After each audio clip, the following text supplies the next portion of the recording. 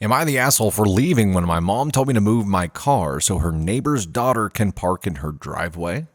Some backstory. My mom has always wanted a daughter. Instead, she ended up with 2 sons and 6 grandsons. This posted by AITA Neighbor's Car. 16 years ago, a young woman with her 2-year-old daughter, let's call the daughter Lily, moved across the street from her. She was a single mom and didn't have any family in the area, so my mom offered to help take care of the little girl while her mom worked/studied. Over the years, she's become an adoptive mom/grandmother to this woman and her daughter. She was there when the woman married her husband and had 2 more girls together. She's very close to the whole family, but especially Lily. My mom was born and raised in Italy. My dad was French. My brother and I don't speak any French or Italian. Lily is not only fluent in French and Italian, but she knows more about the culture than me or my brother because she knows all of my mom's recipes. Okay, let's spool up some red flags, shall we? My mom also helped pay for her private school tuition because she doesn't like the private schools in the area. Lily, my son, and my nephew graduated from high school in May. My son and my nephew each got a card and a check for $300.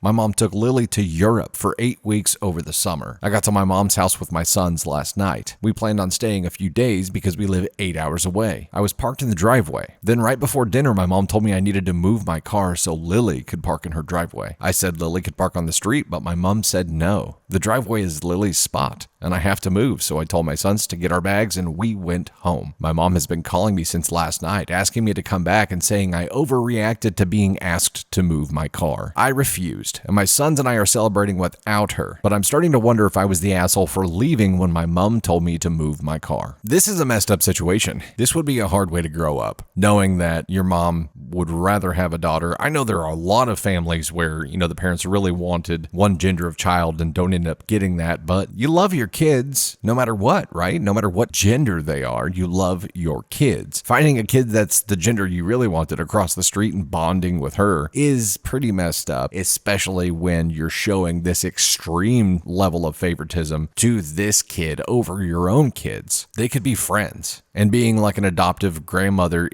that's a cool thing. But whenever your own family starts suffering for it, that's kind of shitty. And I think if OP's mom was going to do something drastic, like, take this girl to Europe, when she only gave the OP son and nephew $300 for graduating, all for the same thing, but $300, trip to Europe for 8 weeks. That's like thousands and thousands and thousands of dollars. I understand that there is a stronger bond there, but the strength of that bond was initiated by OP's mom. It sounds like purely because of the gender of that child, OP's son would have never had a chance to have that kind of bond. And I know that kind of thing happens. Like sometimes people just bond with certain people better. But OP's mom has to be able to put herself in the shoes of her family here and see how that feels to them. That has to feel super, super shitty. So the fact that OP's mom is looking at this situation as her overreacting to being asked to move her car means that she's missing the bigger picture, right? It's not about moving the car. It's about everything else that's happened through their entire lives. It's about extreme favoritism. It's about not being able to see the forest for the trees. It's about not being able to see how she's harming her own family by doing what she thinks is doing a good thing and showing favoritism to this adopted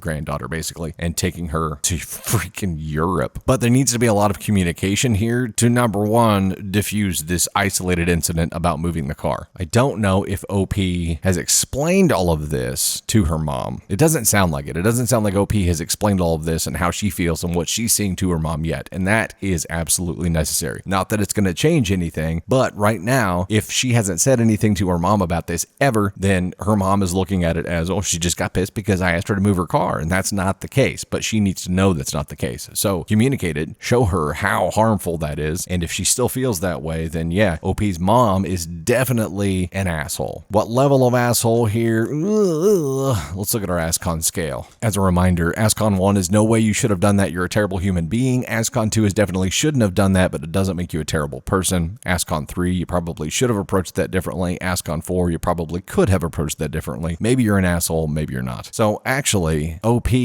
I'm not going to put OP on the ASCON scale here yet because there needs to be further communication. OP's mom, I'm also not going to put on the ASCON scale yet because there needs to be further communication. What she's doing is a shitty thing, and right now she's probably hovering around ASCON 2, so I guess I am putting her on there. But pending communication, how she reacts after she realizes how harmful this is will really determine the true level of assholery that she's at. So we'll see, but there definitely needs to be a very calm conversation here, and then we'll see what happens.